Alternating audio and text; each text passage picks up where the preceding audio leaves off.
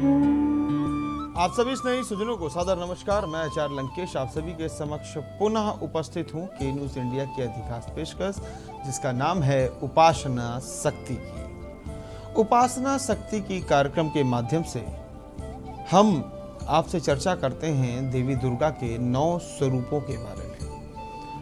नवरात्रि उपासना के दिन चल रहे हैं, शक्तियों को अपने शरीर में समाहित करने के दिन चल रहे हैं। आदि शक्ति श्री दुर्गा जी का अष्टम रूप श्री महागौरी है। नवरात्रि के 8वें दिन इनकी उपासना की जाती है। इनकी उपासना से मनुष्य के सभी पाप धुल जाते हैं। उपासक सभी प्रकार से पवित्र और अक्षय पुण्यों का अधिकारी होता है। उसके पूर्व संचित जितने पाप होते हैं वे सभी नष्ट हो जाते हैं और साथ साथ भविष्य में पाप संताप दैन्य दुख उसके पास कभी नहीं रहते। अत्यंत आकर्षक स्वरूप है देवी का।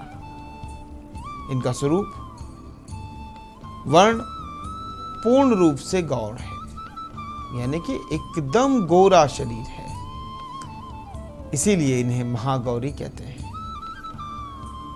इनकी गौरता की उपमा शंख से, चंद्र से और कुंद के फूल से की गई है। इनकी आयु 8 वर्ष की मानी हुई है। ये देवी 8 वर्ष की है। इनके समस्त वस्त्र एवं आभूषण, जितने भी वस्त्र आभूषण इन्होंने धारण कर रखे हैं वे सभी श्वेत हैं। वृषभ पर सवार माता की 4 भुजाएं हैं, जिसमें ऊपर के दाहिने हाथ में अभय मुद्रा और नीचे वाले दाहिने हाथ में त्रिशूल है। ऊपर वाले बाएं हाथ में डमरू और नीचे वाले बाएं हाथ में वरमुद्रा है। इनकी मुद्रा अत्यंत शांत है।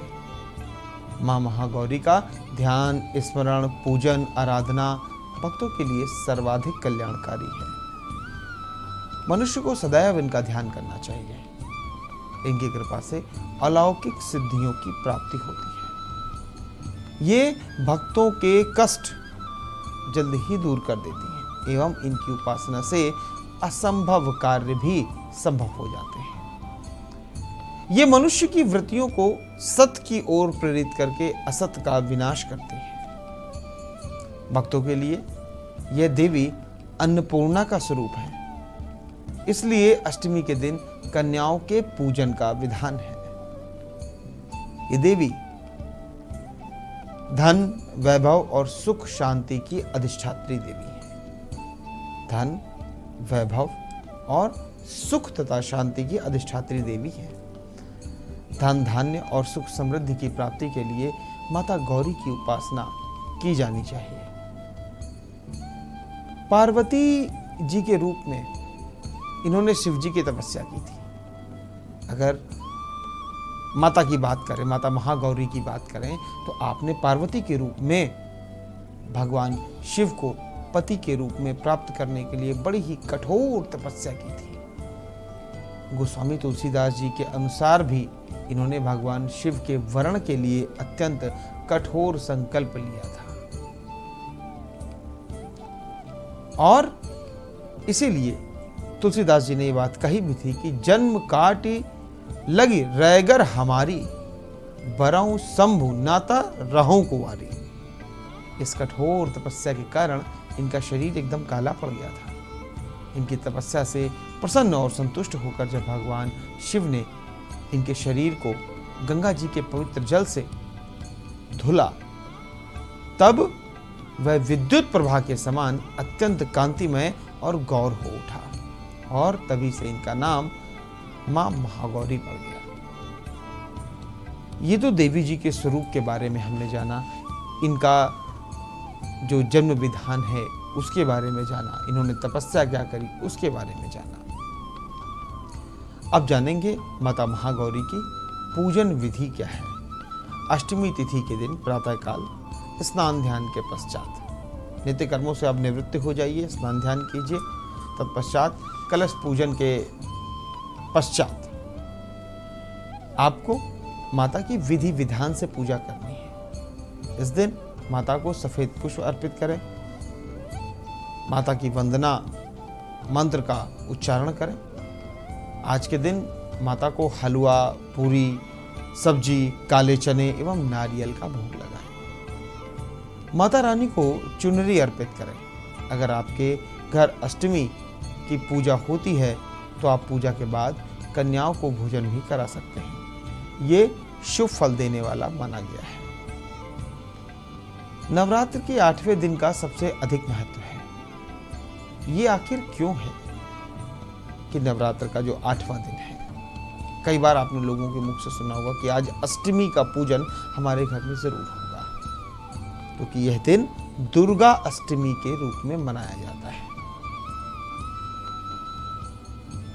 अष्टमी के दिन कन्या पूजन, कन्या भोज का सर्वाधिक महत्व है, क्योंकि आज के दिन ही ज्यादातर लोग अपने घर में कन्या वगैरह का भोज कराते हैं, कन्याओं को खिलाते हैं। विवाहित महिलाएं इस दिन माता को चुनरी भेंट करती हैं। दुर्गा अष्टमी पर माँ दुर्गा के महागौरी स्वरूप की पूजा की जाती है। माँ दुर्गा का यह रूप बेहद मनमोहक है। मैं पुनः देवी के स्वरूप की चर्चा करता हूँ। देवी के महत्व के बारे में आपको बताता हूँ कि देवी महागौरी ने ही शुंभ और निशुंभ नाम के दैत्यों से देवताओं की रक्षा की थी। दुर्गा सप्तशती में भी इस बात का विस्तार से उल्लेख किया गया है। ज्योतिष की अगर बात करते हैं, ज्योतिषों के अनुसार भी कई सारी चीजें कही जाती हैं, कई किस्से कहानियां हैं कि माता महागौरी ने शिव जी को पति के रूप में प्राप्त करने के लिए कठोर तपस्या की थी, जिससे उनका शरीर काला पड़ गया। अंत में शिव जी ने प्रसन्न होकर गंगा जल से उन्हें धुला था, स्नान कराया था। तभी से उनका वर्ण बिजली के समान एकदम कांतिमान हो गया था और तब से इनका नाम महागौरी पड़ गया। ऋषियों और देवताओं ने तब देवी की प्रार्थना करी। माता महागौरी के इस स्वरूप की स्तुति करते हुए वे कह उठे कि सर्वमंगल मांगल्ये शिवे सर्वार्थ साधिके शरण्ये त्र्यंबके गौरी नारायणी नमस्तुते। माता के स्वरूप में जो मुख्य रूप से गौर करने वाली बात है वो ये है कि माता के हाथों की मुद्राएं क्या हैं। 4 भुजाएं हैं देवी की। एक हाथ अभय मुद्रा, एक हाथ वर मुद्रा, एक हाथ में त्रिशूल और एक अन्य हाथ में डमरू है। वाहन इनका वृषभ है। माता महागौरी का गौरवर्ण है, जो मैंने जैसा अभी आपको बताया था कि शंख, चंद्रमा और कुंद के पुष्प के समान बताया गया है। ये अन्नपूर्णा भी है और उन्हें ऐश्वर्य की देवी भी कहा जाता है। देवी दुर्गा को अगर 8वें दिन हम पूज रहे हैं तो उन्हें महागौरी के रूप में पूज रहे हैं। इस दिन देवी महागौरी की पंचोपचार पूजा करनी चाहिए। देवी महागौरी की धूप दीप से आरती करें और भोग के रूप में मिष्ठान अर्पित करें। संभव हो तो इस दिन 9 कन्याओं को भोजन कराएं और यथाशक्ति दान दक्षिणा दें। कोविड काल में 9 कन्याओं का पूजन या भोजन यदि आप नहीं करा पाए हैं तो दुर्गाष्टमी के दिन ऐसा संकल्प आप कर लें और किसी एक कन्या को भोजन आप उसके घर में पहुंचा दें और बाद में ऐसा कार्य कर सकते हैं। ये संकल्प आप कर लें। तो बातें अभी बहुत सी हैं, देवी का वृतांत अभी बहुत बड़ा है, परंतु यहाँ वक्त हो चला है एक बहुत ही छोटे से ब्रेक का।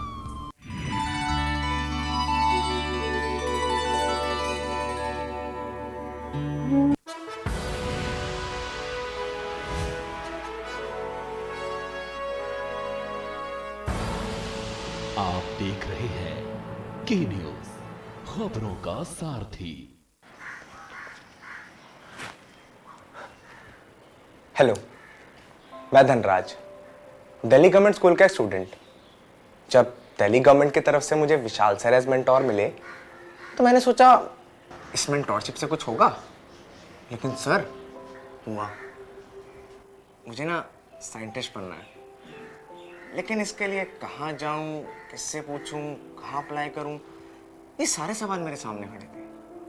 साथ ही खड़े थे पापा अपनी उम्मीद लेकर कि मैं उनके जैसा कोई सेफ सा जॉब पकड़कर जल्दी जल्दी सेटल हो जाऊं। और बस इन परिस्थितियों में मैंने अपने साइंटिस्ट बनने के सपने को दबा दिया। लेकिन जब मैंने अपने मेंटोर विशाल सर से बात करना शुरू किया तो एक कॉन्फिडेंस मिला। उनके गाइडेंस से मेरे अंदर फिर से साइंटिस्ट बनने की उम्मीद जगी। मुझे रास्ते मिले और विशाल सर ने सिर्फ मुझे ही नहीं, मेरे पापा के अंदर भी उम्मीद जगाई कि उनका बेटा एक दिन साइंटिस्ट जरूर बनेगा। थैंक यू विशाल सर, मेरे मेंटोर बनने के लिए। दिल्ली के सरकारी स्कूल तो शानदार हो गए, नतीजे भी बहुत अच्छे आने लगे हैं, पर अब इन बच्चों को बड़े भाई की जरूरत है, बड़ी बहन की जरूरत है, इन्हें आपकी जरूरत है। आप किसी बच्चे के मेंटर बनेंगे? बस रोज 10 मिनट एक बच्चे से आपको फोन पे बात करनी है, उसे गाइड करना है। याद रखिए, आप केवल एक बच्चे के भविष्य को नहीं संवार रहे, आप देश का भविष्य बना रहे हैं। दिल्ली गवर्नमेंट के मेंटरशिप इनिशिएटिव देश के मेंटर से जुड़ने के लिए 750004 पर मिस्ड कॉल दें।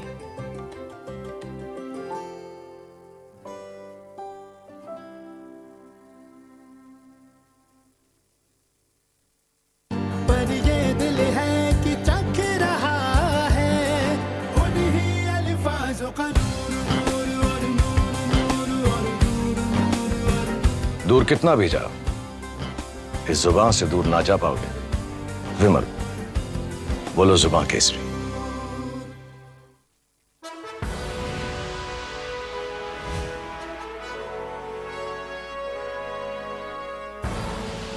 आप देख रहे हैं के न्यूज, खबरों का सारथी।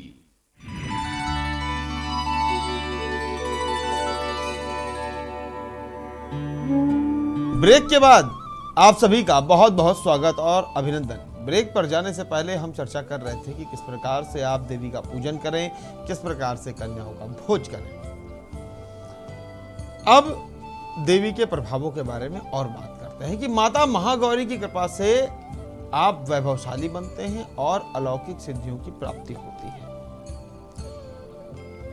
अगर आप देवी को प्रसन्न करना चाहते हैं तो बड़ा आसान सा मंत्र है, या देवी सर्वभूतेषु मां गौरी रूपेण संस्थिता नमस्तस्यै नमस्तस्यै नमस्तस्यै नमो नमः। मंत्र एक बार पुनः बताऊंगा, या देवी सर्वभूतेषु मां गौरी रूपेण संस्थिता नमस्तस्यै नमस्तस्यै नमस्तस्यै नमो नमः। इस मंत्र का आप जाप करेंगे, आपको निश्चित तौर पर लाभ मिलेगा।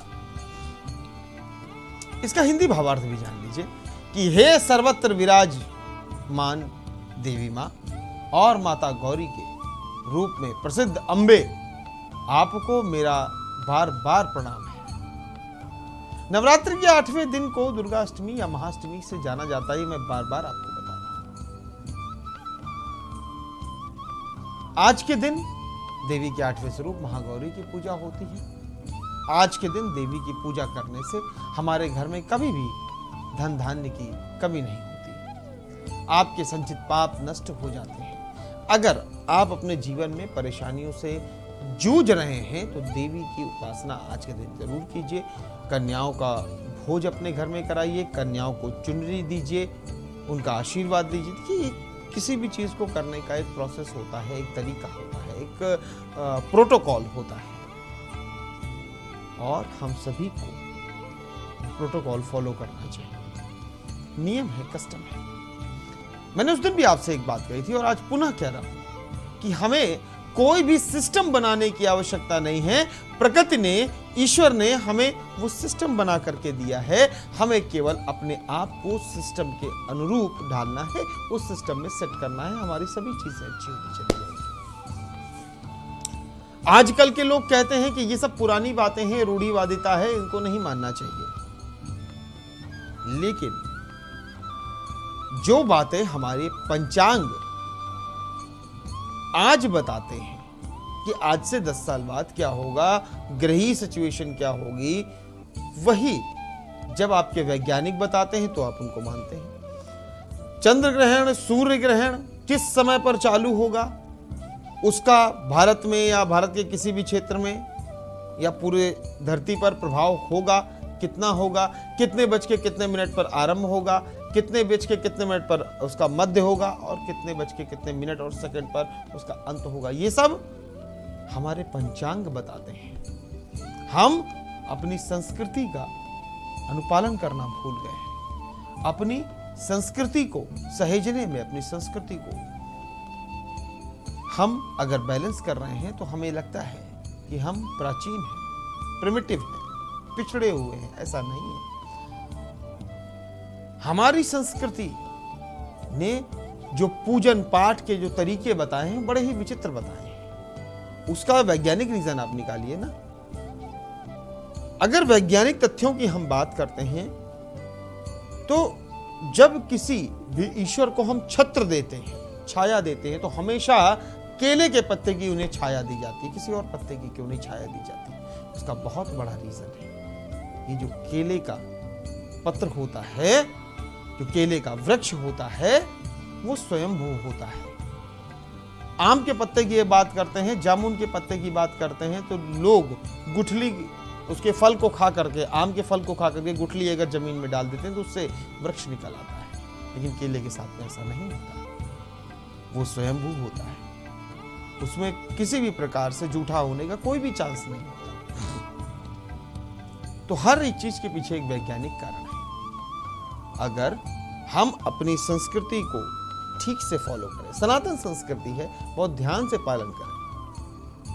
जैसे उदाहरण के तौर पर अगर किसी के घर में कोई मृत्यु हो जाती है तो 13 दिनों तक उसके घर में ना तो किसी को जाना होता है, ना वो किसी के घर जा सकता है। 13 दिनों के पश्चात जब शुद्धि हो जाती है तब उसके बाद लोगों का आवागमन चालू होता है। वही आज के समय में देख लीजिए, 14 दिन का जो क्वारंटाइन पीरियड बनाया गया, वो क्यों बनाया गया? जब लोगों को चिकन पॉक्स निकल आते हैं, स्मॉल पॉक्स निकल आते हैं, चेचक निकल आते हैं, लोग कहते हैं देवी निकल आई है, देवी का क्रोध है, तो उसे भी एकदम क्वारंटाइन रखा जाता था। नीम के पत्ते लगाए जाते थे, शुद्धि का पूरा ध्यान रखा जाता था। तो इन सारी चीजों को हमें समझना चाहिए कि आखिर हम किसी भी चीज को कैसे समझते हैं, कैसे सहेजते हैं, अपनी संस्कृति हमारे लिए कितनी फायदेमंद हो जाती है। नवरात्र की ही बात कर लेते हैं। नवरात्र के दिनों में आपने देखा होगा अक्सर लोगों को सर्दी जुकाम बुखार हो जाता है, बहुत कॉमन सी चीज है। जितने भी दर्शक देख रहे हैं, हो सकता है उनके घर में भी कोई ना कोई या आस पड़ोस में इस प्रकार की परेशानियों से जूझ रहा हो। लेकिन जब इस समय पर हम व्रत रहते हैं, सात्विक रहते हैं, तो हमें जो नेगेटिव चीजें हैं उनसे हम बचे हुए रहते हैं। तो जो वायरस होता है, जो बैक्टीरिया होता है, वो हम पे प्रभाव नहीं दिखा पाता या बहुत कम प्रभाव दिखा पाता है। कपूर से देवी की आरती करते हैं हम। जब कपूर से देवी की आरती होती है तो हमारे घर में छिपे हुए खतरनाक बैक्टीरिया, वायरस ये सब दूर हो जाते हैं। इसीलिए कहा जाता है कि कपूर की आरती करें, घर के मुख्य द्वार पर दीपक जलाएं। हम अपने बच्चों को संस्कृति सिखाएं तो ठीक से सिखाएं।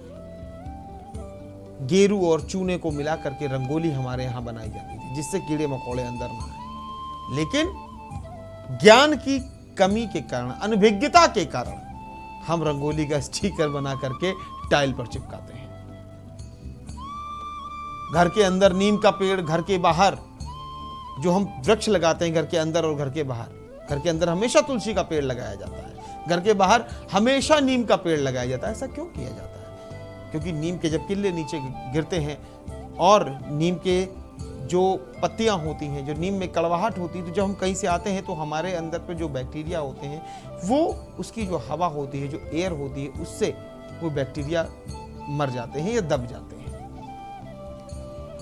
तुलसी का जो पौधा होता है वो 200 गज तक एक सर्कल बना लीजिए, वहां पर 24/7 ऑक्सीजन छोड़ता है। इसीलिए घर के बीच में हमेशा तुलसी का पौधा लगाया जाता है। तो इन चीजों को हम कब समझेंगे?